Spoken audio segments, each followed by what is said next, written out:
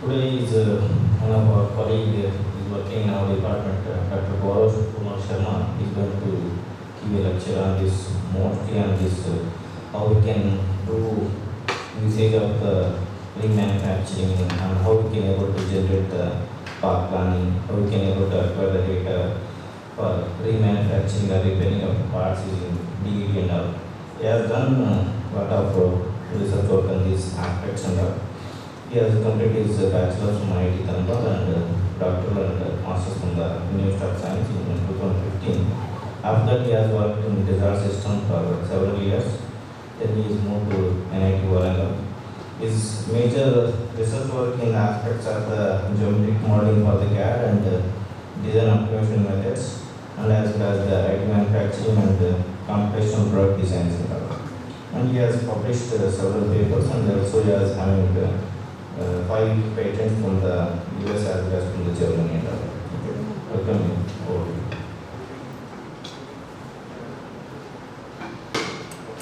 Thank you, Dr. Mandan, for the nice introduction. Today, since I work mainly in the direction of computer design, so from the CAD perspective, how can we retrieve the damaged part in the form of digital model and then analyze about the amount of the material that we need to deposit, and then developing the path planning technique for DMP process. That will be the overview for today's lecture. So I will start now. So we go through motivation. That is already you have been going through the CAD program, so just will brief it out. Repair techniques, and then the way we repair, is it analogous or similar to 3D printing process. Then the main steps for repair, one is geometric preparation. It means the damaged part, how we recover that damaged part. We need to get its 3D model. That is the geometric preparation. So it will involve certain steps. And then we'll go to the second main aspect. Okay, once you have 3D data of the part that you want to repair or recover, how to go for path planning, that will be or how to define the deposition path for DMP process. These are the 2 aspects. Just to read this. So we know that DMP process is mainly applicable for repairing hard to machine components, and it has been widely used for repair of turbine blades, molds and dies, cracks, or any thinning that we observe in the aerospace component. So we can repair that. The principle that it uses is localized controlled heating. So localized controlled heating provides it, makes it more effective in depositing the material. So this is an example that you may have already seen. Say there is a teeth profile, helical teeth profile, which is damaged. So through DMP process, how can we recover it? Showing this, and it is being used after printing. Okay, this is the overview diagram. So for example, let us take an example of turbine blade. So say, as you see, there is I don't know if it is visible to everyone, backside. Say the trailing edge of a turbine blade has some crack defect. Leading edge can also have any defect like this. And there is a pressure side, there can be some damage, or suction side, there can be any damage. So what we can do is, if we have the CAD data, that is, you can say in roughly, say you have a set of points, all the points on this turbine blade, and those points will be large set of points, so it can be millions. Then what you can do in the CAD system, there are, you can model this volume that you need to recover. You can fill it. Similarly here, you can fill it. Suction side, pressure side, you can fill those regions. Right? The way you do the 3D modeling, you can use those functionality to do this. And then this is same as you have seen in the houses. If there is some crack, right? If there is some voids, protrusions, right? Or depressions are there. Some depressions are there. Then what you can do with the cement, right? You put it over it, plaster it, and get that. So this reason, which is to be kept here, will look like this. This is the volume that needs to be repaired. Now this repaired volume has to be deposited by DMP process. So there is an additional step.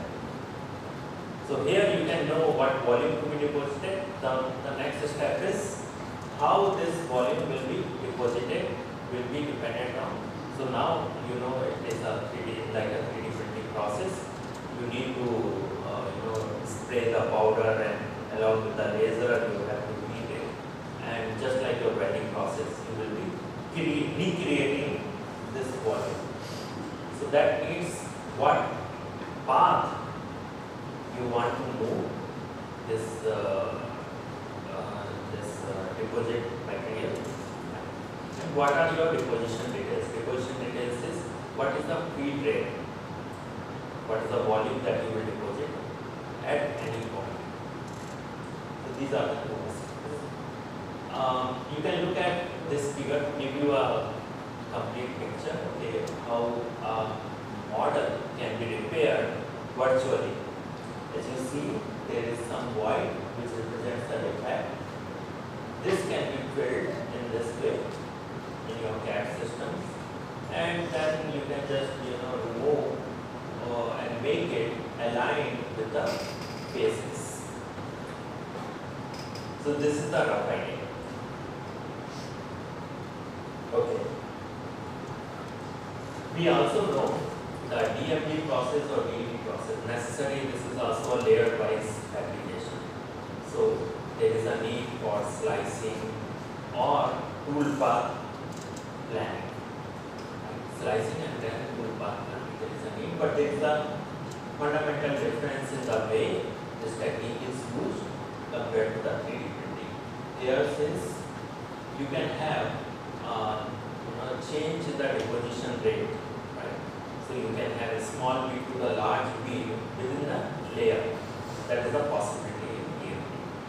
Unlike in 3D printing, where layer thickness over a slice will keep it as almost the same.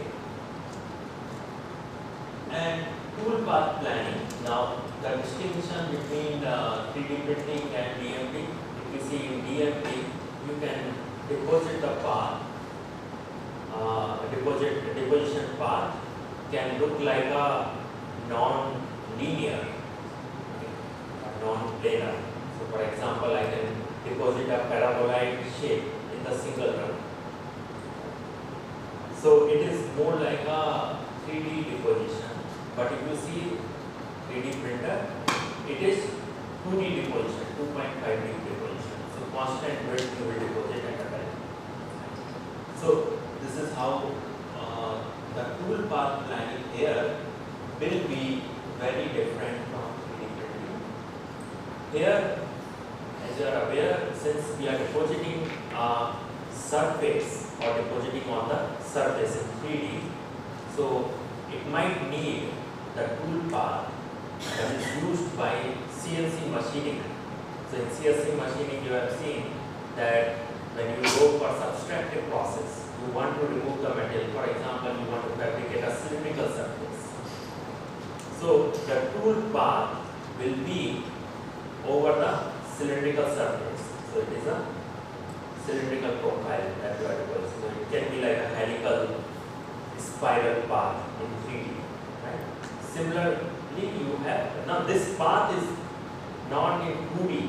It is not on the plane. It is in 3D. Right? So this is the distinguishing feature here. So your tool path can be in 3D, not necessarily in 2D. So these are the two distinguishing features.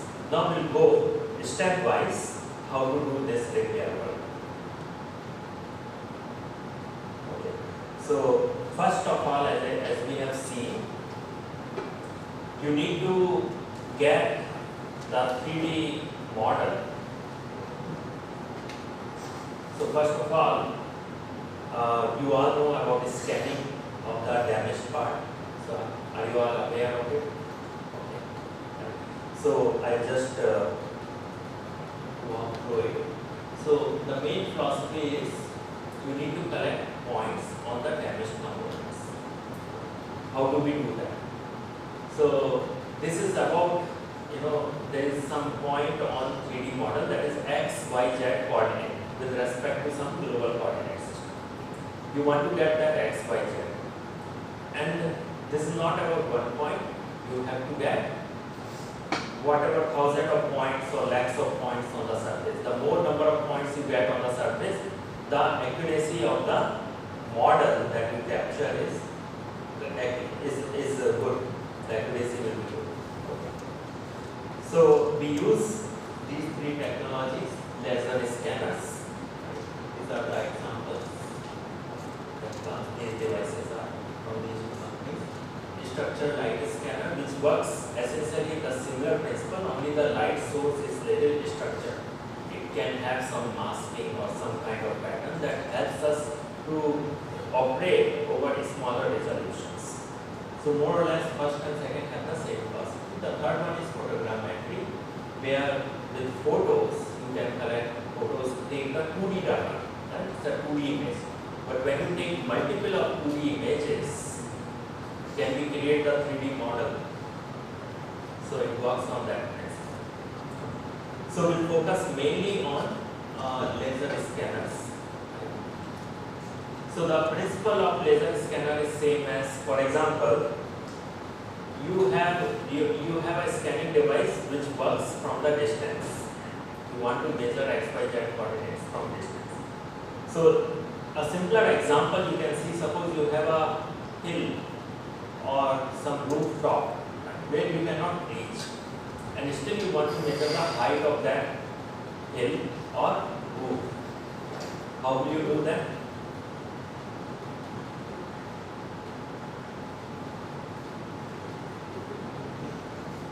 So this is simple trigonometric problem. We don't want to, do any point cloud detection or anything. All we do is we have some sensor that measures the angle.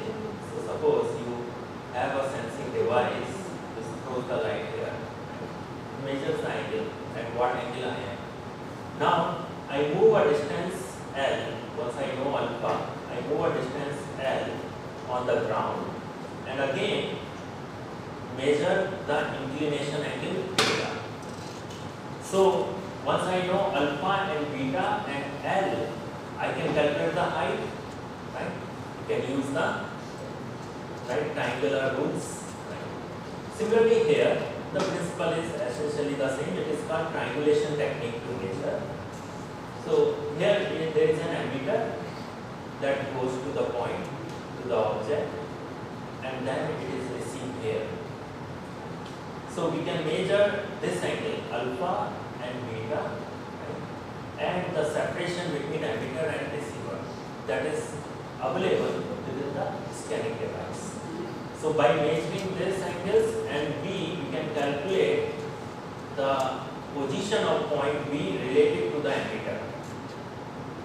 So hence you can get the x, y, z coordinate of points. And these scanning devices can scan and get thousands of points in this way. So this is the principle. Internally, you can look, this is for your reference, you can see, okay, this is basically how it calculates x, y, z. This is for your reference. I'll share this quickly. So this is about collecting points. So you know this collection of the points is not accurate because each device has its own accuracy. So in case of laser triangulation, this is called laser triangulation technique. You can get this accuracy of 0.01 mm at best. And resolution is important. Sometimes if you have thin features, you know whether we can measure it or not with this device. So that is where it is important to know how much thin objects can be measured. So this is where we focus. While others like structured light, almost the same accuracy, but you can have resolution of 0.05 mm. So this is also widely used. And then there are other metrology techniques, time of flight technique, right? So this is basically used by civil engineers. You may have seen civil engineers, making the road map or understanding the, collecting the data about the terrain, right? Or this satellite collecting the terrain information. They all use time of flight principle, where the emitter will send the light, and then the reflected one is measured by using the time of flight. Okay. So this is a bit different principle compared to the laser triangulation. Then industrial CT scanning. So you know that X-ray data, that X-ray, because its wavelength is low, this can measure at micro resolution the internal structure. So not only on the surface but also the internal details of, as we have seen in case of human body, you can also measure the internal details. This is what we will focus on. Now, how the scan data looks like. So there are various file formats. We will not go through it, but I will just mention some of the file formats for, I just write it down. Once, I think, are you aware of it? So how the point clouds, point data is stored. Once you collect the points, so the scan data, how it is stored. Do you know that? Okay, I'll tell you a simple idea.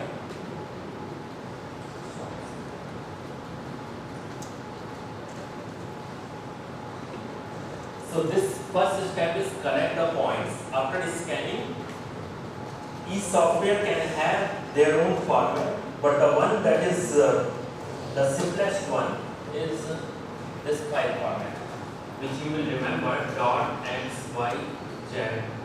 Okay, so this is the file. Why it is important? Because whatever you see in 3D is actually stored somewhere. It is in the file. And how it is stored? It is just giving you x coordinate, y coordinate, say x1, y1, z1, x2, y2, z2, and so on. Right? If thousands of points are there, you will see this table of x, y, z coordinates. It can be with normal and without normal. What is the meaning of normal? At any point, you can get the normal to the surface. Okay. So x, y, z format comes with and without normal. So normal, if there is a normal, then you will get another detail. So normal is a vector. So there will be x component, y component, and z component. So n1x, n1y, n1z. Similarly, n2x, n2y, n2z, and so on. So this will be the common format. You can always look for this format after scanning. Any software will do. So what you can do is you can go to this link graphics.stanford.edu 3D scan lab. There you can see lot of models. So whether it is a statue of Michelangelo, so big statues, they have scanned, stored in certain files format, and they will the repository is available. You will find other file formats also.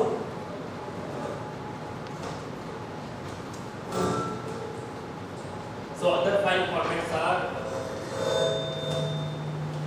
OBJ. So star means the name of the file. OBJ and VRML.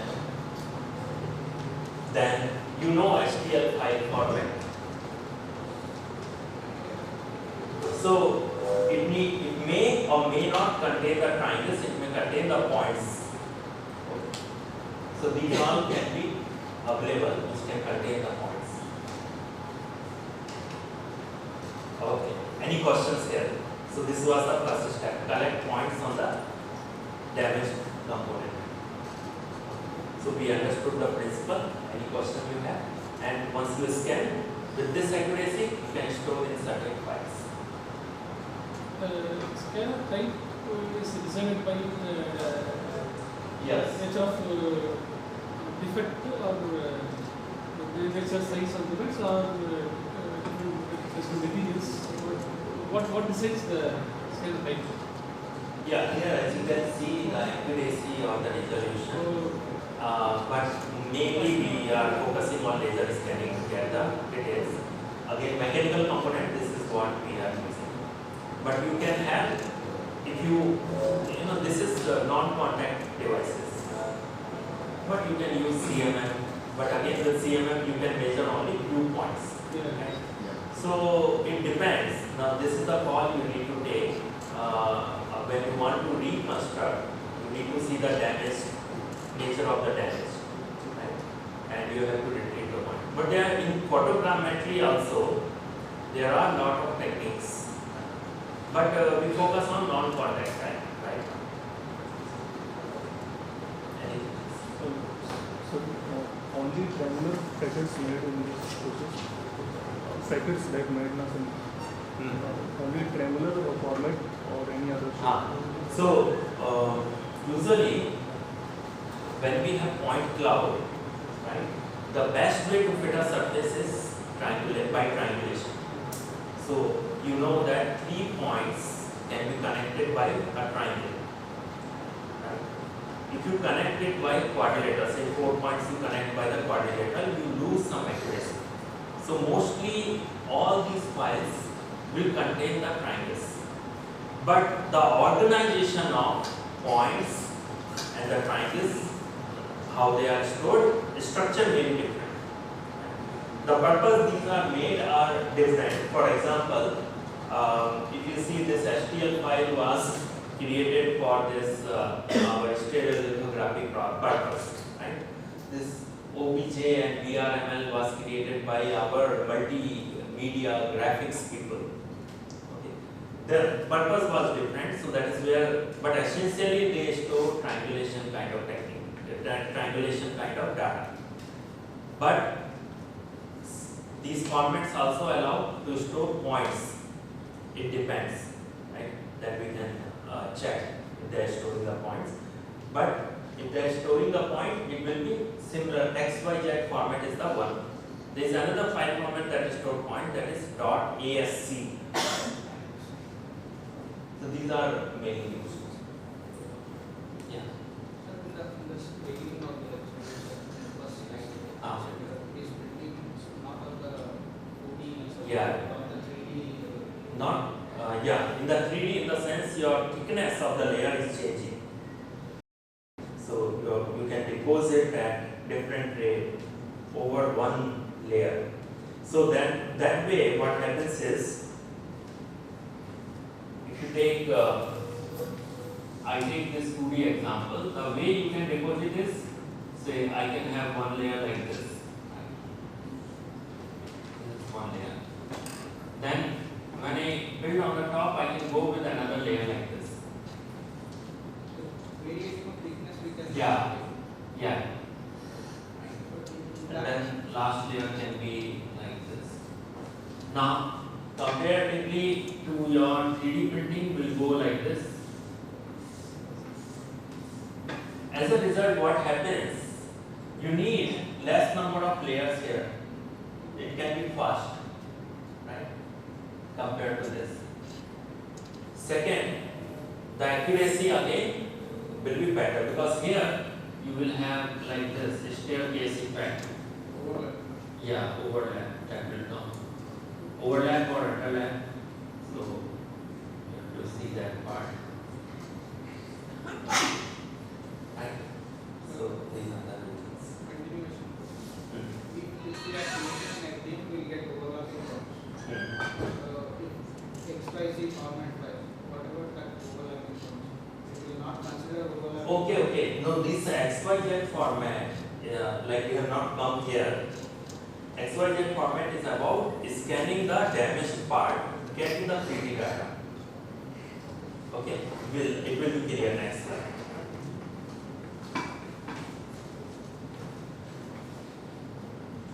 Okay, now the next question is, we have point cloud. So you see some hand here. Okay, this hand is nothing but point cloud. Okay, this hand is nothing but point cloud. So someone with the scanning, we can just scan our palms. Right? This is not the solid model. Solid means it is no connectivity is there. It is not the surface. Can you distinguish between surface and point cloud? So surface is continuity. There is you can move on the surface. Point cloud, there is no path. Right? Planes and plateaus. Yeah, it is just black dots. That's all. This is the surface which is constructed. It is like spinning over the point. Now the question is, how do we deconstruct the 3D point cloud from the how do we deconstruct the surface from the point cloud? Okay. So I'll give you a basic idea.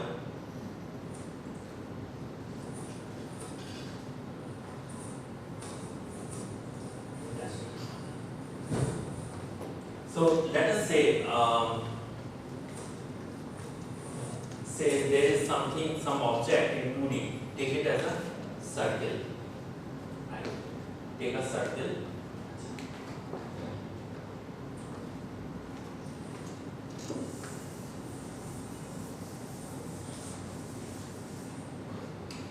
So suppose there is an object which is like a ring, and you have scanned the circle, this ring, right? So what you get is a lot of points along the ring. You can get the idea, this is some circle, right? So you can use mathematical tools to fit the circle, right? So you can recover a circle, right? This is one way. You can fit and get it, right? Now, there is another way. What you can do, rather than fitting so many points into a curve, may result into problems. Okay, so the problems are mainly you may not get you may get some deviations. Okay. So let us think of it in another way. This circle, the ring, the object which we are scanning, has some center here, right? So similarly, from point cloud, if I can get where is its center, right? Where is its center? So now, when you have the scan data, you have point cloud. Can we get the center? And if we know the radius, then all we need to do is you can recreate or reconstruct the circle or the ring, isn't it? So this idea is used here. So what does that mean? So when you look into this hand, right? I'll show you another simpler example, and then you can get this idea. So let us see. This is like your circle, right? There is an object. You see the boundary of the curve, right? This is the actual 3D model. Now we'll use the same idea. If you take a disc, if you take a disc, what you can do, just like this ring, you can take this object. It may not be looking the same, but you have this object. What you do is fill it with lot of circles. My circles may not look good, but good to capture the idea. So you fill it with This is mathematical. You fill it with maximal circles. It means the circle will just touches the boundary. Okay, the circle will just touch the boundary. Now you trace the center of the circles. It will give you this figure. Okay, you try it out on your own. That path. Yeah, that path, internal one. Okay, now we'll use the same idea. Now, what are we saying here is from point cloud, this is the original model, right? We have the boundary. Now, the point cloud for this object is this, which you see in the detailed points, right? So, can we get this center of circles in some way, right? And then we just take those circles and do the union of those circles, right? So if I take these set of circles, right, and then I do the union of so many circles, I get the, if the number of circles is quite high, you will get the exact boundary. Okay, so this is what is being done. So this method of getting the centers, this diagram, can anyone tell what is this diagram? You see certain edges. Anybody knows this? These set of edges. So this is a point. There is one edge. What does it look like? It's called Voronoi diagram. I think you may have heard of Voronoi diagram. What is Voronoi diagram? Actually, it is the set of points which are equidistant from 2 points. So this is called Voronoi diagram, and this point, this particular point that you see where the circle center is there, it is called Voronoi pole. So this Voronoi pole acts as the center of the circle. Okay. So you can look about more details in this paper. Okay. So this Voronoi diagram is the methodology used to get the possible centers. And then once we get these Voronoi poles, in this figure you see all these vertices that you see, 1, 2, 3, 4, 5, 6, 7, we just generate a circle. Now look at the circle. How to get the circle? You take the center and the maximum radius you will take such that it connects to the outer points. So 1, 2 and 3. To inscribe a unique circle you need at least 3 points. So you will take a circle that connects the 3 closest points on the boundary. And then you take the union of it and then you recover the whole 3D model. This algorithm is called power crust algorithm. Okay. So power crust means what? Crust, you know, it's like a surface, right? Power, now you are using the circle, right? The maximal circle, the power of this circle is till boundary, till crust. Not beyond, not below. Okay. So this is to give you a rough idea. Okay. I believe if you understand this notion, you know, this technique is generalization of identifying the centers of maximal disk from the point cloud and then taking the union of the ball to get the outer surface. Okay. So this is the reconstruction algorithm. Now let me go to the previous diagram for getting this.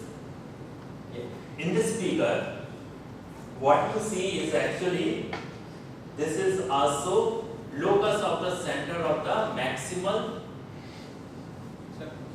circles. In this case, it is a 3D sphere. So that is why we call the word balls. In 2D, maximal inscribed circle. In 3D, like a palm, it will be like my bones. The bones or the center of the bone will form the center of the disc or the ball. So in 3D it is sphere. So when you trace all the centers of the sphere, it will look like this. Okay. So what we do, the principle is take the point cloud, generate Voronoi diagram, take the maximal ball centered at the Voronoi pole such that it passes through the 3 points, at least 3 points in case of circle in 2D, and sphere 4 points are enough. How many points are required to define the unique sphere? Okay, 4 points, right? And then once you get all the spheres, right, you do the union, right? When you do the union, what happens? You know about union. Union will Boolean union operation will combine all these spheres, right? And it will make the whole solid. Right? So union is just like Lego. You know, you combine everything and get the whole building. That is the name. So you get the 3D. So this is the main idea about reconstruction. Any question there? This was the second step. So this will construct the 3D model. Okay. There are many more methods, but this is the best. It gives you watertight solid. Watertight solid means a valid solid. Okay. Is it clear? Yeah. So, by reconstructing in 3D, but what about in the practicality? How Yes. the arm will be deposited? We will move in only linear direction. Which one? Deposition. But that is deposition process. Right now we are talking about you have a scanner, you have scanned the object, you get the points. Now from the points you need to get the surface. So that is what we have done. Surface, the outer skin you will get, continuous outer skin. Now third step is, now you have reconstructed the damaged part and you have a digital data in certain file format. So, Yeah. the object is a larger one. Yes. In that case, we will have to scan the path in different number of times. Number of times, yeah. Actually, people are able to scan with ships also they are scanning. Power plant also they are scanning nowadays. So number of scanning means it is like you have to move the scanner. The And scanner can move. with the height, we can say. Yes. If it is just a 10 mm, Yeah. 1 meter. In that case, the scanner can take only 100 mm for a single step. So after that, we will go for second step. So Yeah. do we need to give any overlapping between these two? You can give, the softwares will handle. If there is a overlap, there will be duplications, it will remove. Those, Yeah. Yeah. So there are a lot of scanners nowadays. Scanning the smaller one to bigger range can be done easily. So many are equipped with robotic arm also, so that you can scan. Right. Sometimes some scanners are like scanner remains fixed, and you have a turntable. The object will be kept, the table will move, and it will scan. We can scan ourselves also, right? You may have seen a lot of videos. Right? So those are the scanners that are used. So lidar scanner, mainly it has less accuracy, but it is used by this autonomous vehicle navigation. So as it is moving, it will map the geography, right, surroundings. Right? The accuracy is much lower, but those are another example, lidar based scanners. So now from point cloud we got this solid model. Now this is the solid which you can save in the standard CAD format. The standard CAD formats are step. These are the formats that are used, that can be used across the softwares, IGS. But since actually this these are mainly after union of ball, right? The surface that we get, best is it will be collection of triangles only, because that is the best way, most accurate way to save it for the point clouds. So you may get all the formats that store the triangles, STL, OBJ,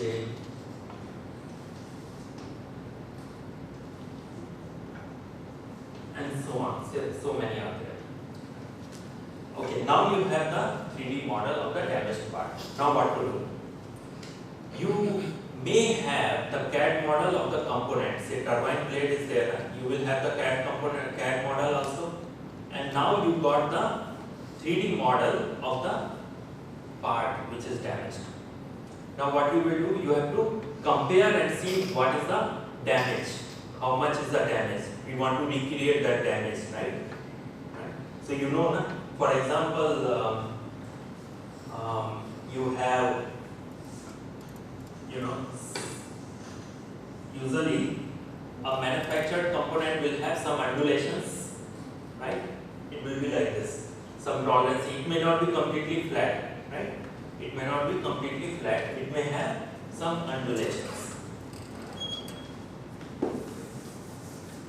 And CAD model looks like this, perfectly flat, right? So this is your design CAD model, and this is your manufactured. If you want to know how much is the deviation, right, what you will do? You will overlap both, measure the difference. What exactly you will do? You will take maybe lot of points here, right, on this face, and same number of points here, right, such that this point, say IL point here, should correspond to IL point here, right? What you will do? You will measure you will overlap it, right? So maybe you will overlap like this. This is the CAD model, this is the manufacturing model. You will calculate this deviation, the distance between 2 points, the manufacturer and the design, right? Take its magnitude. Similarly, you will do it for others, right? You will calculate, say, I am assuming any point P is here, PI, and any point here is QI.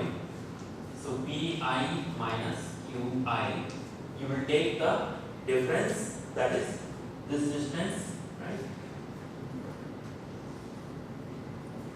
This is Pi, this is Qi, this distance is Pi minus Qi, right? Then you will sum it up.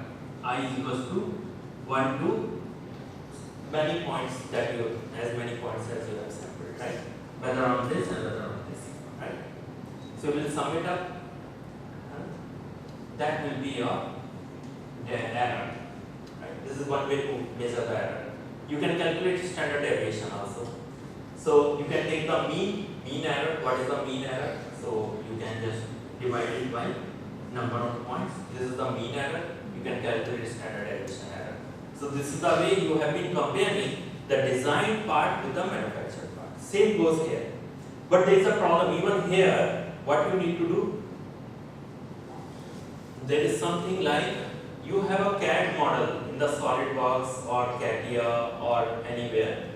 It is at certain global coordinate system, right?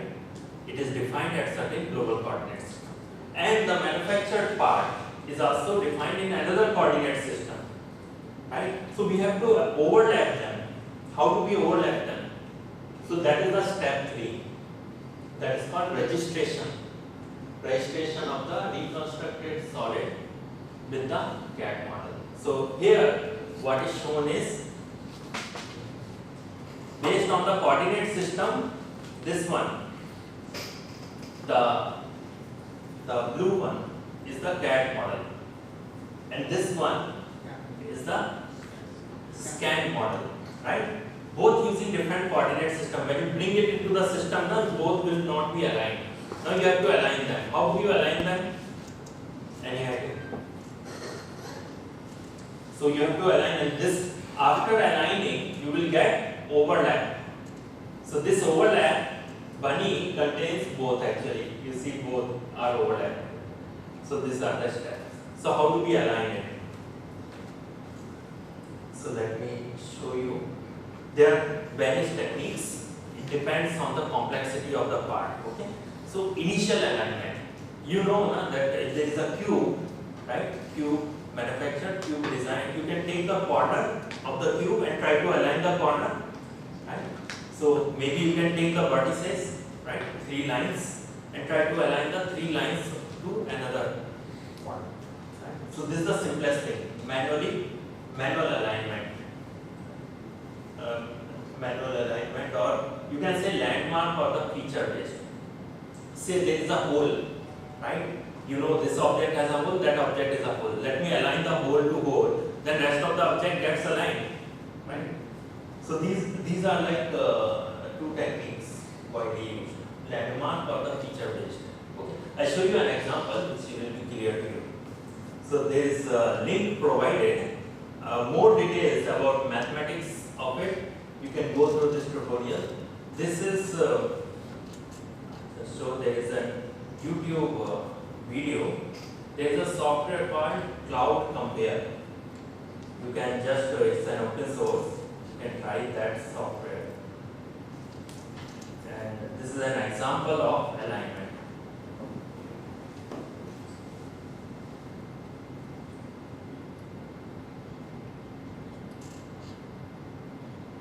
So this Cloud Compare is the software which is available. Now let us say there are 2. So one is the CAD. Right now both are point cloud, but it need not to be. One can be triangulated one also. So here it takes few points. Whatever it is. So these are the points on the periphery of the circle. Same points can be marked on the periphery of another point cloud. And then when you align, right, what it does, it calculates the transformation that is required to align the point cloud with the CAD model. What are those transformations? There are 2 transformations only, rotation and translation. So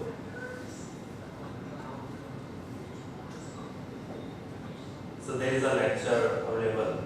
So you see what it does here. So it is the aligned part, right? After selecting those 2 points, it has aligned. So what it has calculated, actually in this matrix you can see, it's not visible, but I will tell you. Actually it calculates the rotation. This is the rotation component, okay, and this is the translation component. So this point cloud data, how much you have to translate and how much you have to rotate, right, to fit in the CAD model. So these are the 2 things it calculates.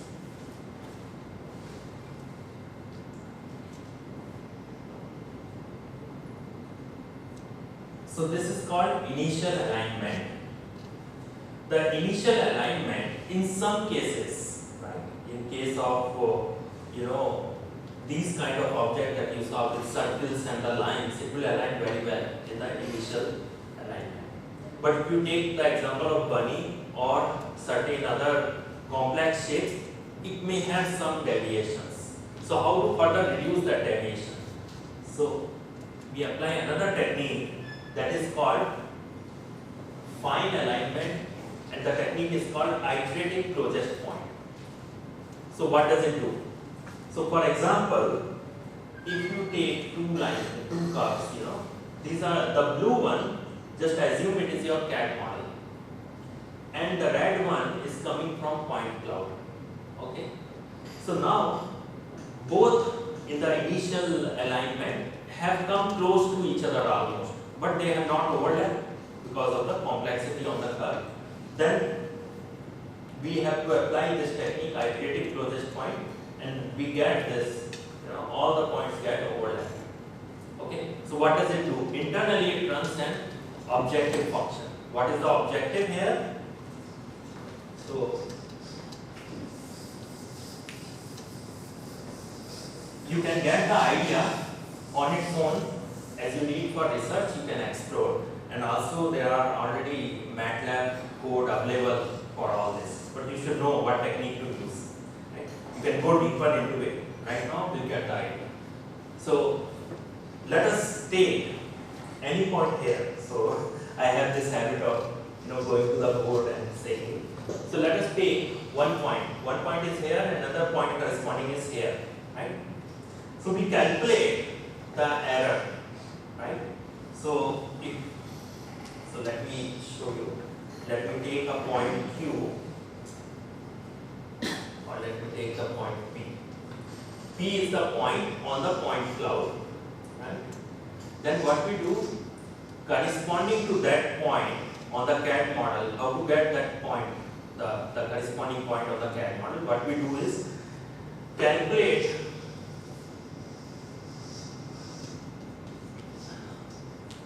the shortest distance between this point and this curve. Okay, so that distance will give you the corresponding point. So I will just try to make it. This looks like this. This is like this. So what you do, you take the closest point. So this equation is available with us, and this is the point P. Calculate the closest distance. How to calculate the closest distance between two curves? There is a small mathematics, you can do that. Okay.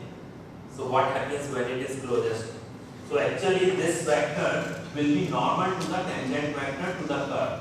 That will help you to get this point. So once you get this PI point is closest to this point, this is the corresponding point, right? You can take the magnitude of it, right? And likewise, in the point cloud there will be a lot of points. You can sum it up, right? And calculate the error. Now your goal is to minimize this error. Okay? So let's go to the next. What we do, we solve it as an optimization problem. So the closest point you can get Pi minus Q, as we have seen. Our goal is this, once it overlaps, right, this point cloud and this curve, the distance will be 0, this error will become 0. So our goal is to make it 0. How to do that? So our goal is to make it 0. So for that, what we do is, we need to move this curve. How can we move this curve? We have to move it in certain way. Either we translate or rotate, right? So you can take this example. Suppose in this case, I cannot take the example of the palm, but if there is another person, right? He has the right hand palm and I have my right hand palm. Both are spatially oriented differently. So to make it overlap, what I have to do, I can either translate means moving in one direction, or rotate. Right? So we need to calculate these matrices. So what we do here is, we formulate a problem like this. So R into Pi, R is rotation. How much rotation I should make to this point cloud, right? Pi, and how much I translate. This rotation and translation will give you the new position of the point cloud data. Difference with point Qi.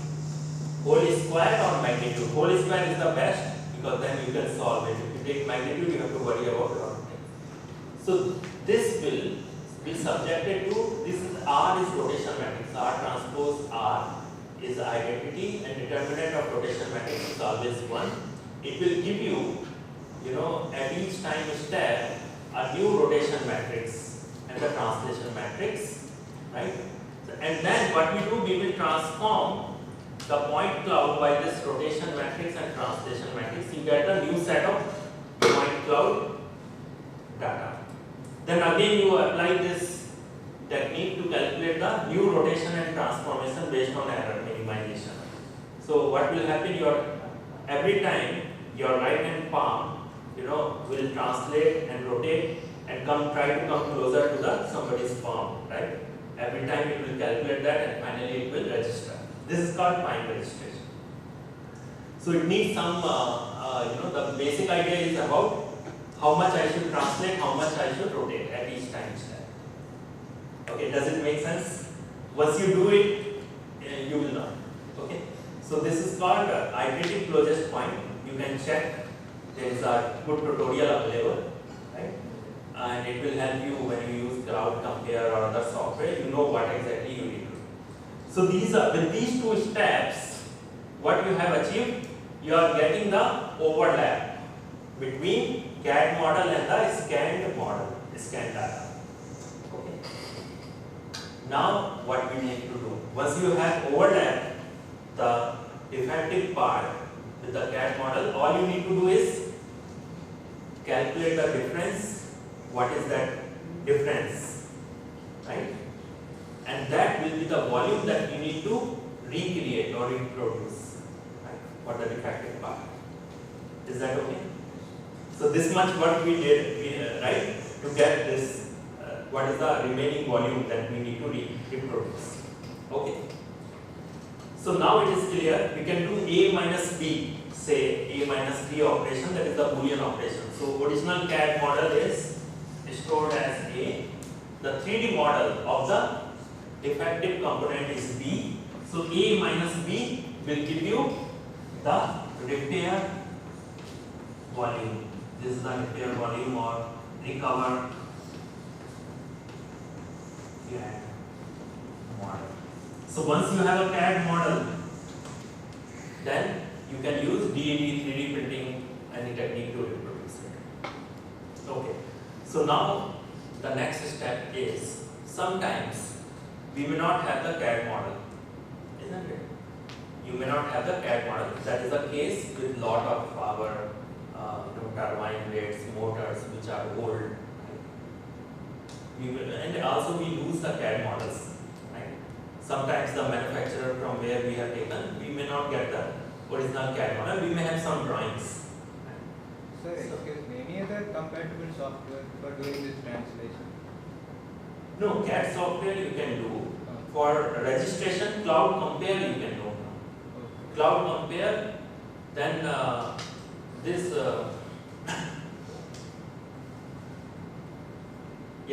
to my mind right now, Cloud Compare comes, which is open source and you can use it. Mesh Lab is another software. Okay, thank you. If time permits, sometimes I will show you software also. Today may not be possible. So let us go to the next step. Now, if the original CAD model is not there, then what to do? We have half an hour. So this is an example of a ship hull. Okay. So these are the two views. So this is the damaged part of the ship hull. Okay. Now you don't have the CAD model. I made it in CAD model. It is to teach, but you can assume this is the real data. Okay, real damaged part. Okay. So how will you patch it up? How will you patch it up? So this is a surface, right? This is a surface. How will you create the patch? And then how will you define the deposition path for DMP? The translation mission person. Yeah. In the translation you said first you will create one layer scan, second layer scan, then two layer scan. Till the thickness is there. Yeah. The surface thickness. So that then you will overlap again points. You get a thickness into three dimensions. Okay, we'll just see here. We don't need to think about registration process, right? So this is a simple problem. If you have, you are given some hints here, like the boundary curves you see in the blue or in green, there are certain boundary curves. So I will take an example. Suppose one boundary is like this in the 3D, right? Another boundary is like this, another boundary is like this, another boundary is this, right? So all you need to do is create a surface using those boundaries. Right? Create a surface using those boundaries. Umbrella, have you seen that? Umbrella, the boundary remains same and you can get different surfaces. Right? So it's like this. So you are given the boundary. This boundary is not in 2D, it is in 3D. Right? So how to get this surface equation? So I don't know if you have studied about surface representation in CAD. So you can take an example of simple, as an idea of interpolation. So to get the surface from the boundary curve, all you need to do is find the surface which interpolates the boundary curves.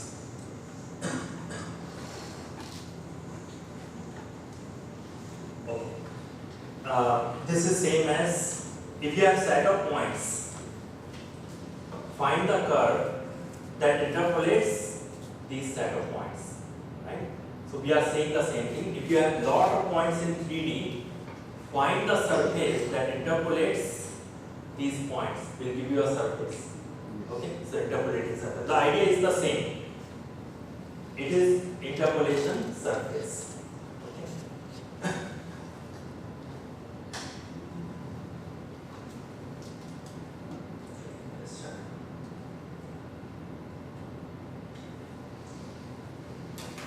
Okay. So now,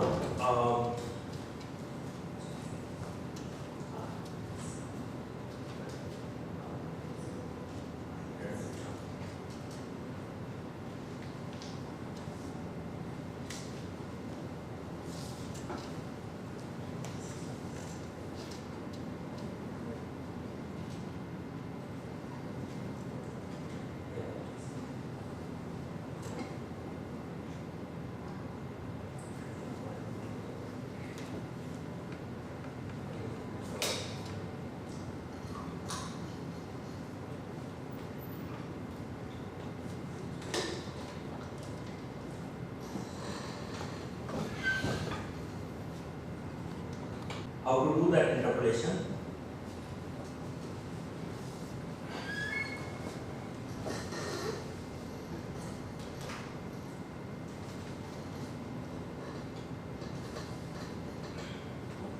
So let us understand the concept behind it. Let us assume this is a surface, right? The boundary curve we can define parametrically. Say this is a P of u comma 0. It can have some equation, say b0 into u plus b1 into u square, right? That is a quadratic curve. Similarly, another curve that is P of u comma 1. Okay. So these are function of u parameter. And this is another curve P0W. So what is the equation if you take quadratic? Say C0W plus C1W square. Similarly here W. Right? So why there are two parameters U and W? Actually it is called parametric surface. And what it does is you have U and W, and this equation maps any point in this parametric space. It will have mainly the value u will be from 0 to 1, w will be 0 to 1. Any point here will be mapped on the 3D surface. So here it is 2D, it maps to 3D. So it is x, y, z, and here it is, its coordinate is some u, I, w, g.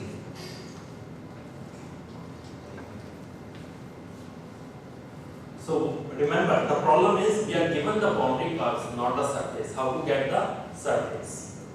So one of the things that we can do is, if you know, as I told you, it's about interpolation. So this one, P of u0 and P of u1, these are the two curves. Can you create a surface passing through those two curves? Right? How to do that? You can use another parameter 1 minus w into P of u0 plus w. Okay? So what does that mean? So this is P of u0, this is P of u1. When you use w parameter like this, interpolating two curves, it will create this surface. Does that make sense? Yeah. I have the MATLAB code, I share, you execute it and you will understand. So this is one surface which respects these two boundary curves. Now this is another surface. This is P of 0w, right? This boundary curve, right?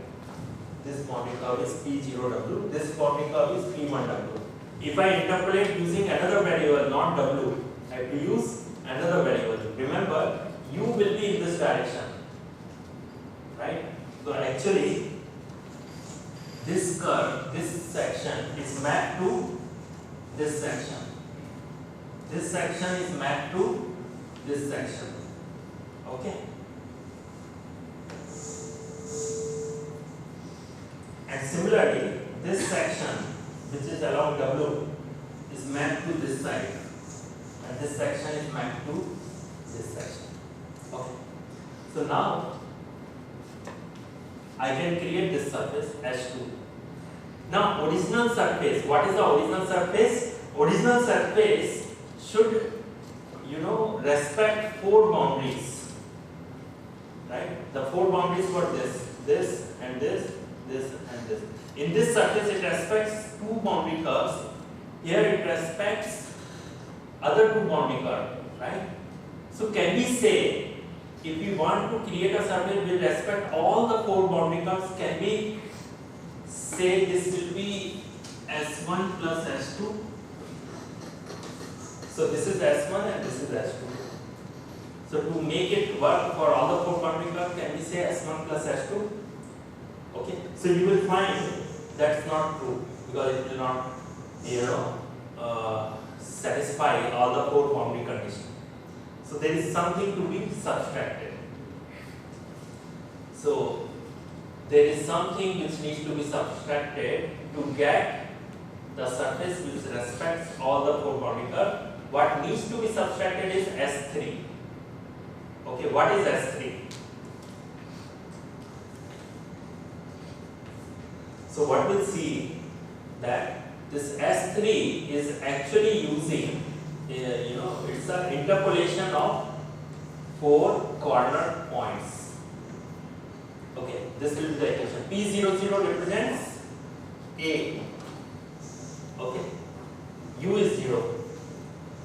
So P10 represents another end. So where is P00? This is P00, this is P10, this is P11, this is P01.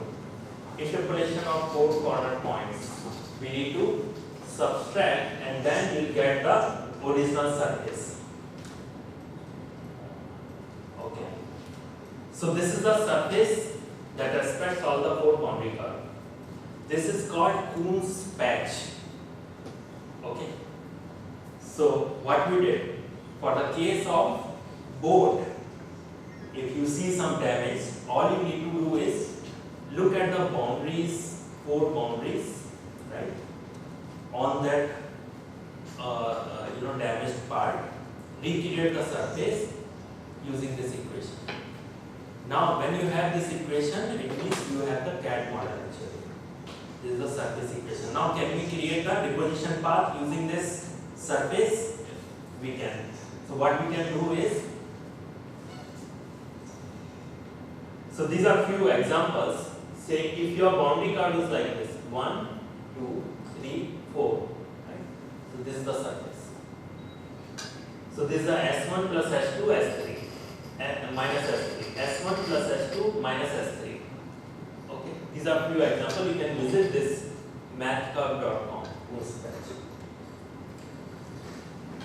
Now this is for you to practice, but you can go home and try defining a surface, use that same equation. So there are 4 curves. Till now we were just telling P of U0, but we are not saying what is it. So actually it is U comma 0 comma sine of pi U. It is a sinusoidal curve. P of 0W, 0W sine of pi W, sinusoidal curve. Similarly for U1 and these are the 4 boundary curves given in terms of sine and cosine, and you have to find out the solution, the surface that patches it. This is the answer. Okay. You can write a MATLAB code and see that. Just to close, sometimes it may not be a surface, it may be a surface with thickness. So you can, if there is a surface, you can extrude it.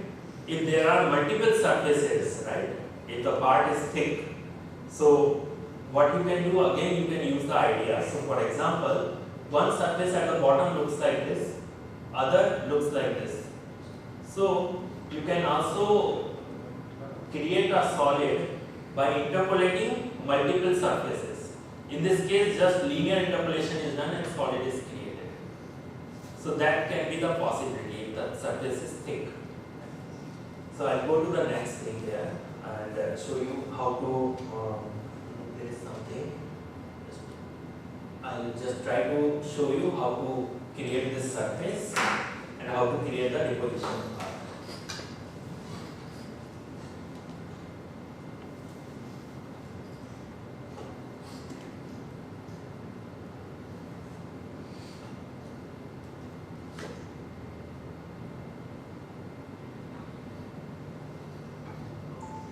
Okay, here I have a MATLAB code. I'll share you. What we have done is we have just defined the boundary curves like this. Okay. Let's see if it extends.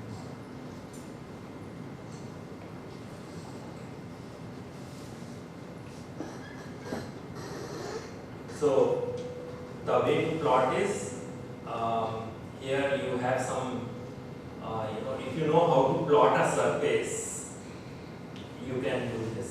Okay, there is a mesh grid function that can help you to create a surface. Okay, I cannot go in detail, but mesh grid, if you understand, you will know how to create a surface.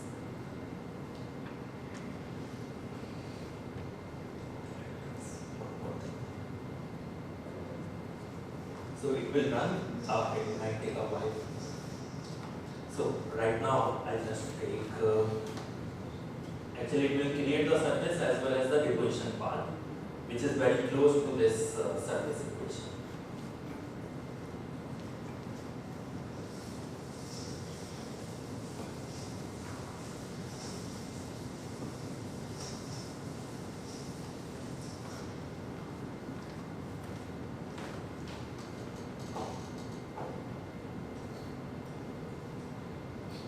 Okay, so this is the surface. Actually, it is not the sine pi one, it is different one. I plot that also. So here it has a sinusoidal curve along u direction, right? Here and here it is sinusoidal, but the other direction it is quadratic curve. Okay. So this is the surface. Now we know this is direction for parameter u, this is the direction for parameter w. If I keep w as fixed and change u, right, you will get a curve. So that is what is being shown in this figure. So at certain separation, you will get first boundary curve. Now you keep w as fixed. Here I think 0.2 is w, and you substitute it to the s of u comma w. You will get a curve. There and the curve and the curve. So these are actually can be served as a deposition path. These are called isoparametric paths. Okay, why iso? Same parameter, right? W is fixed. So whenever in a surface which is a function of u and w, you keep one parameter as fixed, the surface will reduce to the curve. You can change the resolution. Suppose you want to deposit at closed spaces, you can have many more iso surfaces, isoparametric curves. So this is one way. Does it make sense? Okay. You can rebuild this surface by depositing in this way by using isoparametric curve along u. You can go in another direction also. You can deposit in this way also.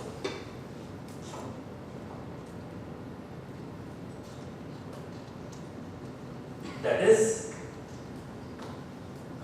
this is the boundary curve along w for u equals to 0.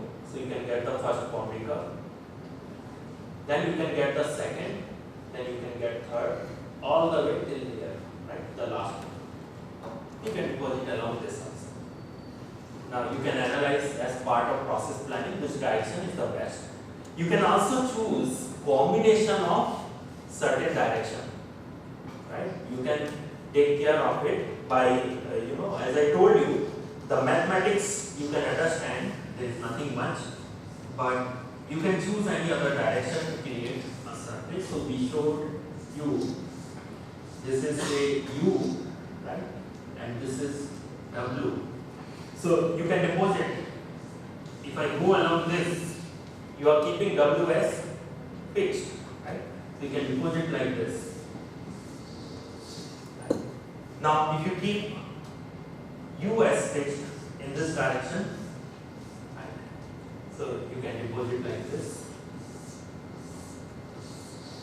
Or I can also choose another direction, that is, say, I can take another color.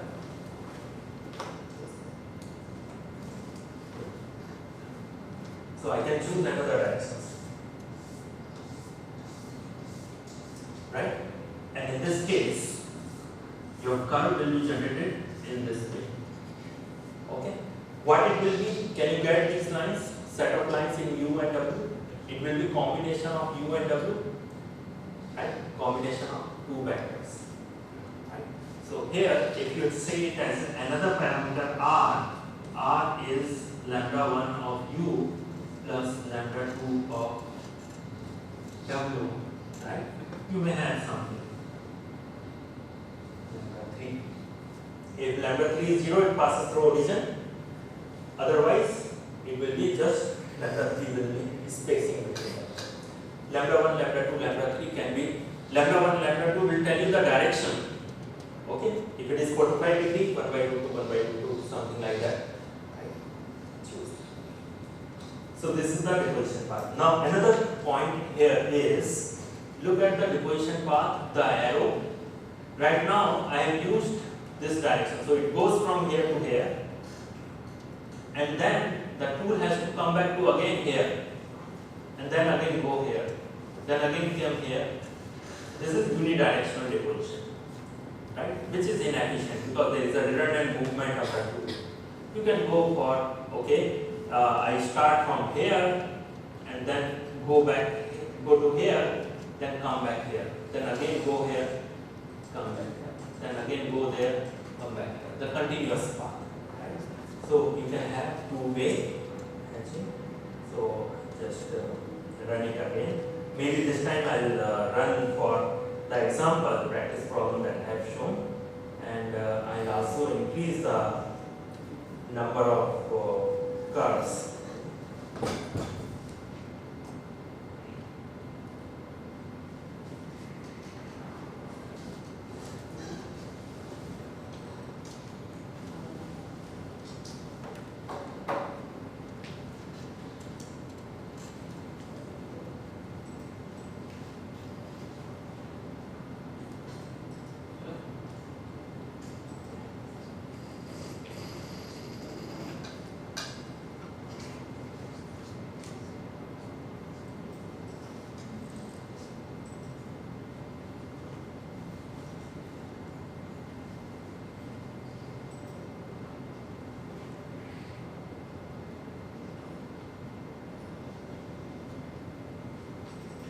What are the most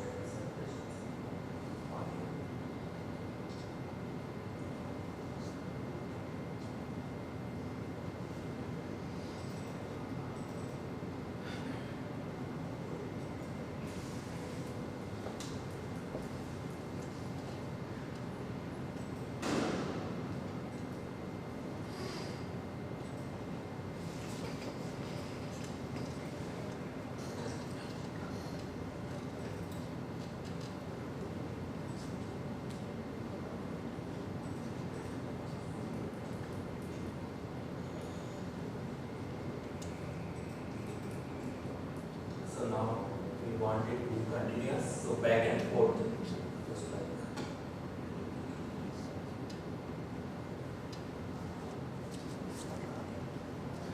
So now you see a different surface. The example that I showed you in the PPT, where all the four boundary curves are sine or cosine. Okay, this is the 3D surface which you want to recreate.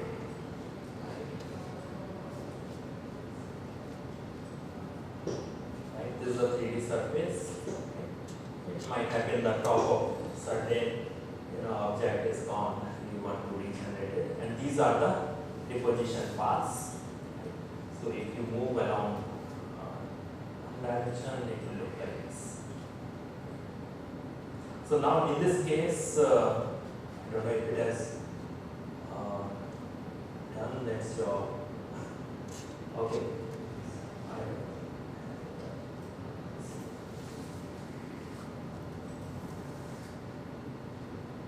It is not continuous right now. It is not showing continuous. It is still showing in the.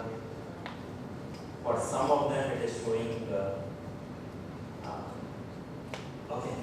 Actually, I need to correct. There is a bug in the code. Actually, here for 2 it shows in same direction, and for other 2 it shows in the opposite direction. There is a bug in the code. I need to correct it. Actually, it should go straight and then opposite, then straight, then opposite.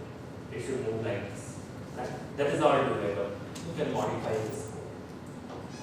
So I think this is all. This is about the deposition, and I think after that you know from this program you may have a lot of details about how to go with deposition. From reconstructed model, this is where we should end and carry the path deposition. Now, how much deposition has to happen? What should be the speed? All that you all are aware. Any questions we can take? The complete findings that we are focusing on is on scan time data, not on real time data.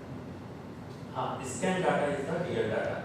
So what happens is the 3D model, the actual part which is damaged, right? We need to get the data points, the X, Y, Z coordinate. We use the scanner, laser scanner. This gives you X, Y, Z coordinate.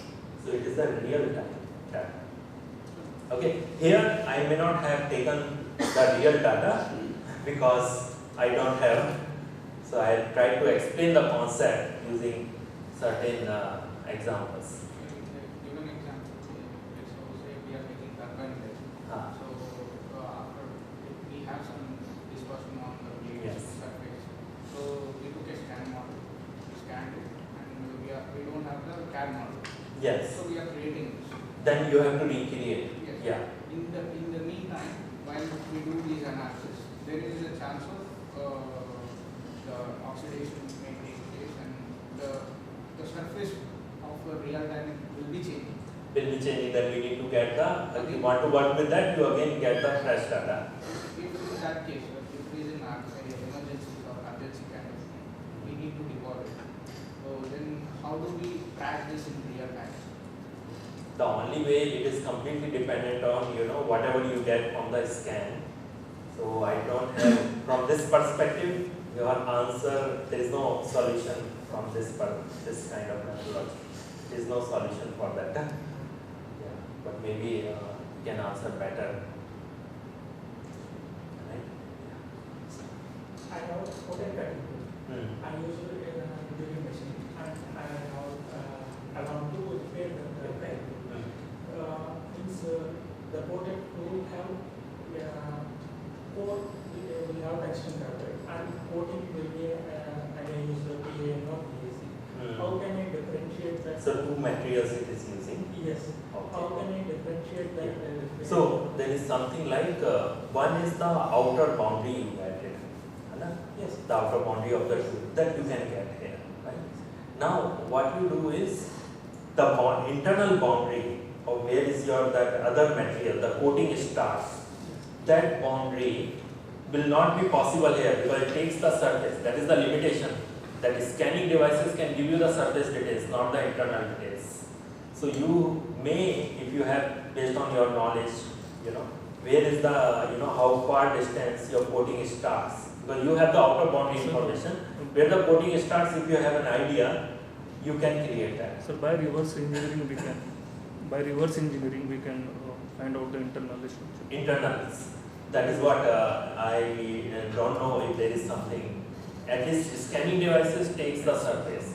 But X-ray is one. But I don't know how well it can get. So X-ray kind of these techniques, non-destructive techniques, are used in composites to get the internal data. But in your case, if you have the idea from the original model, right, from the drawing, that how far is the coating surface. Since you have already the boundary information, you can know that. So, given a CAD model, it is all about splitting the CAD model into two regions, one for one material and another model, that you can do. Then you have to think about the fabrication part. I don't know how it will be, so that will be another challenge. So actually this sophistication, this S1 plus S2 minus S3, it is to get that final yes. Final surface which will Which is interpolate yes. all the four boundaries. Yeah, which is yes. That means Yes. so it is a in my understanding is it a kind of interpolation scheme? It is an interpolation. S1 plus S2 minus S3. It's S3. a If you see S1 interpolation scheme you are using for generating this surface. recreating the surface Yeah. which respects the, because you don't have surface Yeah. information. Yes. You have only four boundaries in case of Someday we shape. have to extrapolate it. Yes. So S1, S2, S3, it's extrapolating it Ah. based on that one and another. Yes. In fact, what can happen? Here you have four boundaries. But what might happen in different situations? So, for example, four boundaries may not come like this in a rectangular patch. Exactly. There is a corner, right? So it may come like this. In case of Shibhal, you are seeing, right? There is one boundary and then say something like this, right? There we need to make, okay, this is one. Because you have the points, you can define the curve in parameter u or v or whatever. You can subdivide this entire curve into four patches. This will have one equation. This will have another equation. This will have another. So like that you can. This is one case. Another possibility is you can take bigger patch like this, right, on the hull, right? The undamaged part also you can take. Now, what you can do, you can create a surface. You can create a surface, and then the actual damage is in this region, say. You can query that. The actual damage is in this surface. So what you do, you have an equation S of UW, but U of W is like this. So this is extrapolation, but okay, let me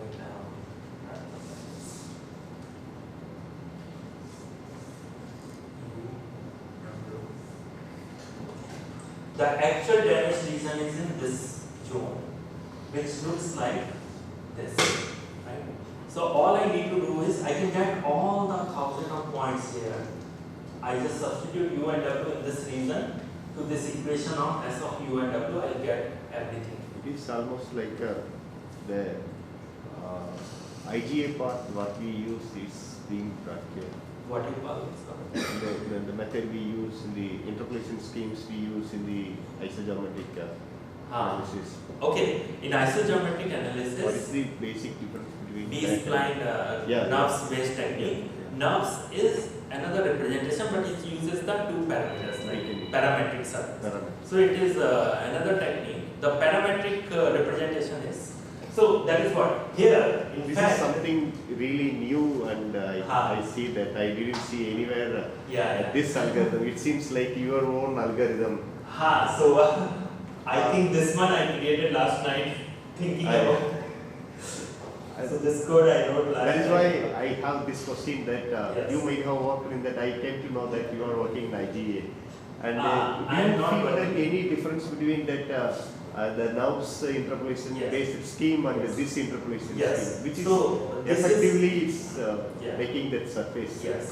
Here why we use NURBS is especially for mechanical engineering. Yeah. It is not dependent on the degree, because we can fabricate something like third degree curve, right, at most. That was a preference. Right? So as you increase the control points, right, as you increase the number of control points, your degree can remain limited to quadratic or cubic, because we have fabrication issues. That's where splines were appreciated. Because if you take any polynomial equation, right? If you have more data points, the degree of the curve will increase, right? But that's not the case in case of spline. That was the beauty of splines. And then in this case, the question that sir is asking is, can we have, so this is more generic. If you look at this equation, this is okay, S1, S2 and S3. Now S1 is P of U0, P of U1. It is a parametric curve. It can be Hermite curve, it can be Bezier curve, it can be B-spline curve, it can be any polynomial of any degree. So it is not dependent on the nature of curve. You can have anything. I have kept sinusoidal curves. Right? It can be anything. Even it can be anything. This watch-press based schemes also for polygons. Radial basis functions. You can have anything as a function of U. That is what P of U. Because these days, this polygons is quite impressive in this computational field. So any structure, n-side, can it be considered as an n-side polygon? Now when you say n-sided, this is using 4 patch. But there is another method, this is called Coons patch, which is represented for 4 boundaries. This another patch, which is general, was saying that, say there can be multiple boundaries, especially if you take the wing or fuselage, there can be multiple boundaries. There are 5-sided boundary patch, 6-sided boundary patch. The generic method is called Gordon patch.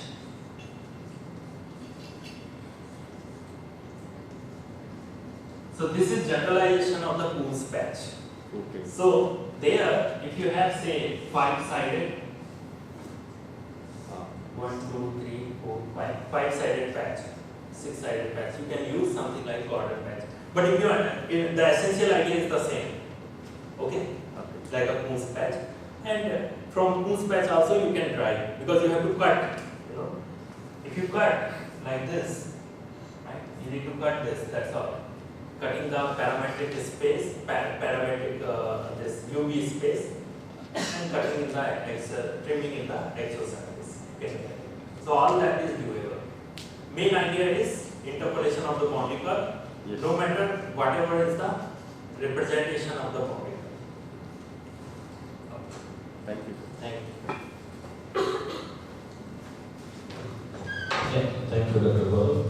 We'll have a break now, like we will start after 15 minutes, and we'll try to complete our session in 1 o'clock, and try to manage your lunch by 1 to 2, and after 2 o'clock we will start a session on the numerical modeling by the Simmer Pack from Anand Padmanabhan. Okay.